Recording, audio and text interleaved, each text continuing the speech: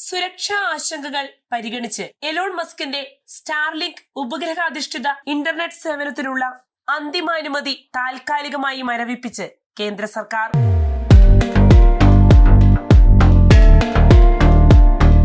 നമസ്കാരം, ഞാൻ ജാസ്മിൻ. ആഗോള സമ്പന്നനായ എലോൺ മസ്കിന്റെ സ്വപ്ന പദ്ധതിക്ക് ഇന്ത്യ താൽക്കാലിക വിരാമം ഇട്ടിരിക്കുകയാണ്.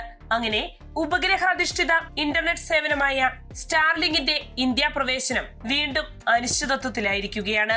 ഇന്ത്യയിൽ പ്രവർത്തനം ആരംഭിക്കാൻ ആവശ്യമായ പ്രാരംഭ അനുമതികൾ മസ്കിന് ലഭിച്ചിരുന്നുവെങ്കിലും വാണിജ്യാടിസ്ഥാനത്തിൽ സേവനം തുടങ്ങാനുള്ള അന്തിമാനുമതി കേന്ദ്ര സർക്കാർ താൽക്കാലികമായി മരവിപ്പിച്ചുവെന്നാണ് റിപ്പോർട്ടുകൾ. ബ്ലൂംബെർഗ് ആണ് ഇക്കാര്യം റിപ്പോർട്ട് ചെയ്തിരിക്കുന്നത്.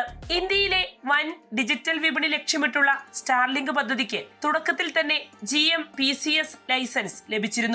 എന്നാൽ അന്തിമ ക്ലിയറൻസിനായി ആഭ്യന്തര മന്ത്രാലയത്തിന് കീഴിലുള്ള സുരക്ഷാ ഏജൻസികളുടെ അനുമതി ആവശ്യമാണ്.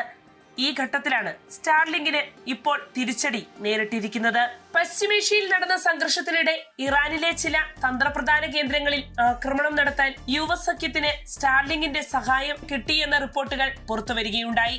ഇത് ദേശീയ സുരക്ഷാ ഏജൻസികളുടെ ആശങ്ക വർദ്ധിപ്പിച്ചു. ഇത്തരം സംഭവങ്ങൾ ആഗോളതലത്തിൽ ആശയവിനിമയ ശൃംഖലകളുടെ നിയന്ത്രണവും സുരക്ഷയും സംബന്ധിച്ച ചോദ്യങ്ങൾ ഉയർത്തുകയാണ്. വിദേശ രാജ്യങ്ങളിലെ സംഘർഷങ്ങൾക്കിടെ അമേരിക്ക ആസ്ഥാനമായ ഒരു സ്വകാര്യ ഉപഗ്രഹ ശൃംഖലയുടെ ഉപയോഗം ഇന്ത്യക്ക് എത്രത്തോളം നിയന്ത്രിക്കാനാകുമെന്നതും മറ്റൊരു സുപ്രധാന ചോദ്യമാണ്. വിദേശ സമ്മർദ്ദങ്ങൾ ഉണ്ടായാലും ഇന്ത്യയുടെ സുരക്ഷാ മാനദണ്ഡങ്ങൾ പാലിക്കുമെന്ന് ഉറപ്പു നൽകാൻ സ്റ്റാർലിങ്കിന് ഇതുവരെ സാധിച്ചിട്ടില്ല എന്നുമുള്ള ഔദ്യോഗിക തലത്തിൽ നിന്നുള്ള അറിയിപ്പുകളും പുറത്തു വന്നിട്ടുണ്ട്.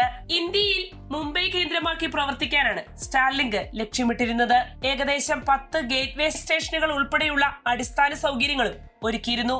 അതിനിടയിലാണ് വാണിജ്യ സേവനം ആരംഭിക്കുന്നതിനുള്ള അന്തിമാനുമതി നൽകുന്നതിനുള്ള നടപടികൾ കേന്ദ്ര സർക്കാർ നിർത്തിവച്ചിരിക്കുന്നത്. അതേസമയം ഇന്ത്യയിൽ പ്രവേശനം നിഷേധിച്ചുവെന്ന തരത്തിലുള്ള വാർത്തകൾ Starlink vice president Lauren Dreyer തള്ളിക്കളഞ്ഞു. അത്തരത്തിലുള്ള വാർത്തകൾ ചില മാധ്യമങ്ങൾ യാഥാർത്ഥ്യത്തിന് വിരുദ്ധമായി നൽകുന്നതാണെന്നും നിലവിൽ ഇന്ത്യൻ സർക്കാരുമായി സജീവ ചർച്ചകൾ തുടരുകയാണെന്നും അദ്ദേഹം പറഞ്ഞു. എലോൺ മസ്കിന്റെ ബഹിരാകാശ കമ്പനിയായ സ്പേസ് എക്സ് സ്റ്റാർലിങ്ക് വിഭാഗത്തെ ഓഹരി വിപണിയിൽ ലിസ്റ്റ് ചെയ്യാനുള്ള ഒരുക്കങ്ങൾ നടക്കുന്നതിനിടയിലാണ് ഇന്ത്യയിലെ പ്രവേശനം സംബന്ധിച്ച് സ്റ്റാർലിങ്കിന് അന്തിമാനുമതി സംബന്ധിച്ച അനിശ്ചിതത്വം ഉയർന്നിരിക്കുന്നത്. ഏകദേശം $1.75 ട്രില്യൺ മൂല്യനിർണ്ണയം ലക്ഷ്യമിട്ടിരിക്കുന്ന IPOയ്ക്കായി ലോകത്തിലെ ഏറ്റവും വലിയ വിപണികളിലൊന്നായ ഇന്ത്യയിൽ നിന്നുള്ള അനുമതികൾ സ്റ്റാർലിങ്കിനെ സംബന്ധിച്ച് നിർണായകമാണെന്നാണ് സാമ്പത്തിക വിദഗ്ധർ ചൂണ്ടിക്കാട്ടുന്നത്.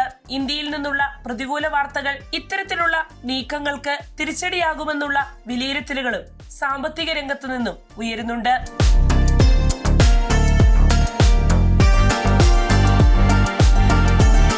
വാർത്തയുടെ നിറം തേടി തനിനിറം.